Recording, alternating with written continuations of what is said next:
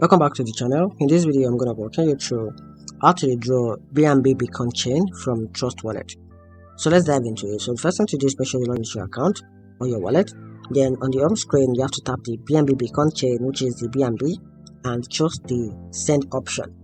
Then from there, you have to paste the BNB Beacon Chain, which is the BP2 address where you want to send the fund. Then type the amount of the BNB you want to withdraw. So if receiving platform require the memo, enter it to avoid loss of fund. And after that, you have to reveal the details and tap confirm. So after that, you have to wait for the blockchain to you have to wait for the blockchain confirmation to finish the transfer.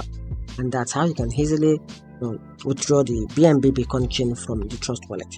Hope you find the video helpful. Give it a turn on the notification button and subscribe for more videos. Thanks.